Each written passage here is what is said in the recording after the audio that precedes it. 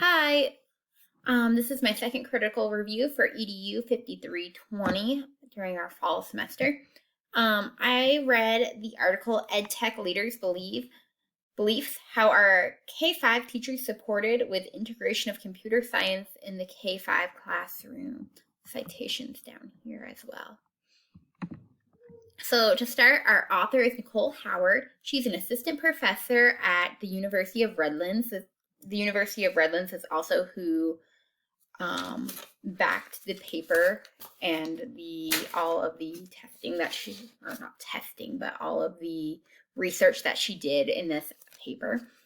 As we can see, she has her PhD from Chapman University, so she has a large amount of education, and her area of expertise is in STEM education, K-12 technology, computer science curriculum and program development, and international and national database analysis, as well as teacher education and development. So she's very familiar with tech ed and computer science, so she has a lot of information about this topic, which is great. So the main argument from this paper is that we need more computer science being taught in all levels of school. That's what's coming from just our culture, with more and more societal demands because more and more jobs are tech-based. So with that, we are seeing kind of the trickle-down effect of we have more kids going to college for computer science, and then we need to cover more in high school, and that it trickles down all the way to K-5. The article looks at kind of what are the holdups in implementing computer science into the classroom. And it really comes down to training and professional development for teachers. Most K-5 teachers don't feel confident in computer science. They don't have a computer science background. They didn't take any classes in it. It's something that's really hard for them.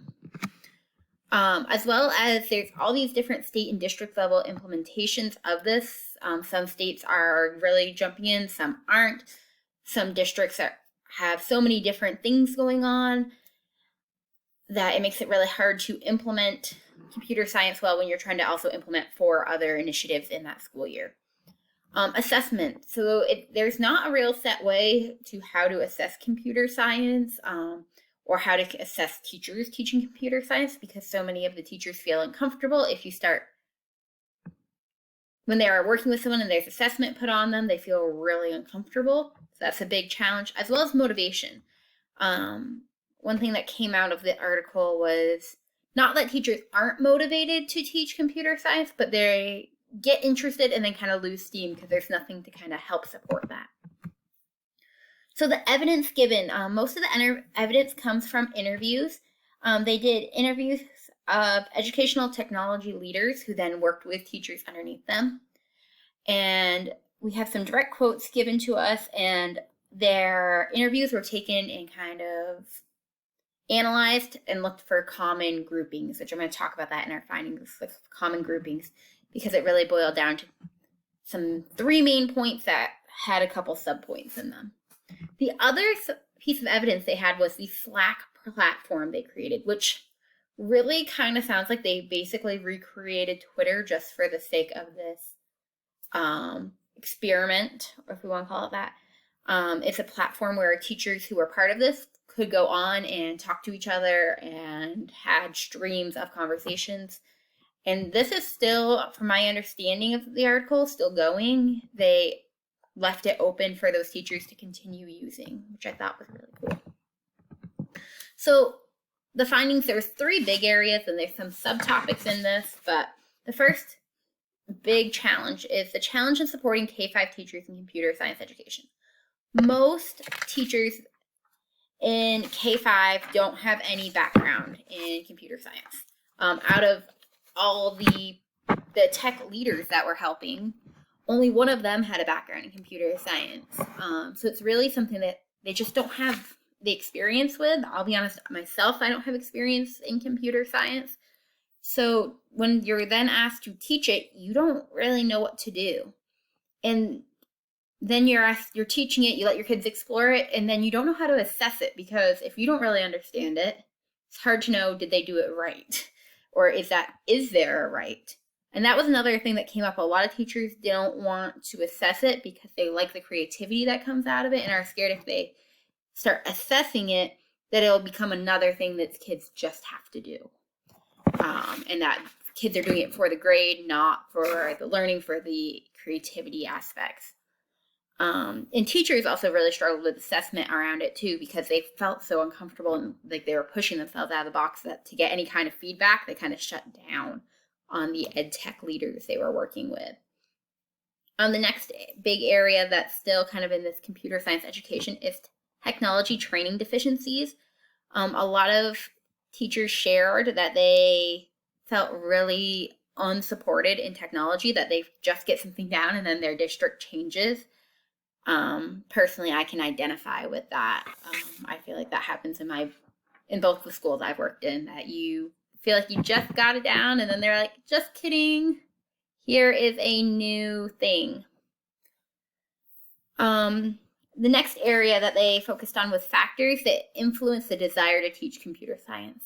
Student motivation. Most students are really interested in computer science and really enjoy this. It's kind of self-paced and you're kind of going at it and kind of on your own with a teacher more as a guide.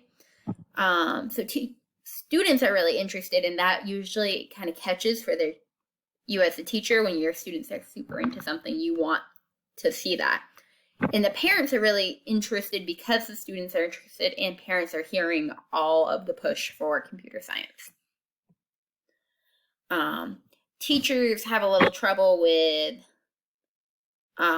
wanting to teach computer science, not the wanting, but the continuing, the motivation that goes with it, because there's not a lot of support out there for teachers, which kind of feeds into this number 3, the professional needs of computer science teachers. They need state support. A lot of states don't have a set expectation curriculum, which is kind of a blessing and a curse. You kind of get stuck where you're just following either a district initiative or your personal desire, which can be great, but it also can be really taxing on yourself because then there's nothing to kind of give you guidelines. Communities. There's not a lot of set communities for this. So there's the Slack program they created that there's some connection through, but there is not as much connection. I would really think it'd be cool if there could be a Twitter tag started to give some more connection for teachers and build more community support. Oops, sorry. Some more community support for professional needs. And those are kind of the big takeaways from this paper. That was their findings, that these are the things that teachers are really the struggles when it comes to teaching computer science in K-5. So while I am not a K-5 teacher, I teach 7th grade. I'm in a building that has 4th and up, so I have 4th and 5th grade teachers in my building.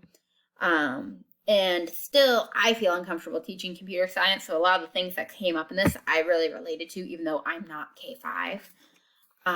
So personally, I found that I think I need to find some more professional development in computer science, whether it's even just joining some educator chats on Twitter and kind of following, or even just being a kind of a lurker on Twitter and learning more about computer science, because I see my students have interest in it. I don't know, I'll be honest. I'm definitely learning with them. I think we should really look at sharing resources, because that will help all of us become more comfortable with computer science. And that means also not just with teachers in my building, but as a district, as a state, as a region. If we can build a community to share resources and help build each other up. And last but not least, advocating for computer science and giving supports to our K-5 teachers when they're taking this on. For me, it's really going to be supporting our 4 or 5 teachers. K-3s in a separate building, and we don't see them a lot. But offering help and being there and advocating that this is what our kids need, so that they have the skills when they come into my classroom in 7th grade, that I can keep building on computer science, even though I'm uncomfortable as well. So that's kind of my applications to myself. It's more in how can I help support my building become better. And last but not least, my evaluation. I agree with the findings of this article. Most everything they said seemed to make sense to me, and it was the stuff that I personally, when I think of computer science, struggle with. So a lot of it makes sense. I feel it's pretty supported with sufficient evidence. I wish, truthfully, this paper gave a little bit more evidence. They just pulled some select quotes. I wish we could to kind of dig in a little bit more to the data of it. I think this is super valuable for our educational community because we talk about we want to increase educational tech ed and computer science, but no one really ever talks about how we're going to do this and who's going to do this, and is it in our regular classrooms? Is it a special? So I think this is really important for us to think about and for us to know how are we doing this and what are the challenges, because we got to tackle the challenges first before we really do it and expect all of us to take it on. So these are the sources. The top one is the article itself, and then the bottom one is just the information I found on Nicole Howard to have a better understanding of her background. Thank you for watching my second critical review. I enjoyed this paper, and I hope my takeaways can help you so you don't have to read the whole thing, but check it out if you're interested. Thank you.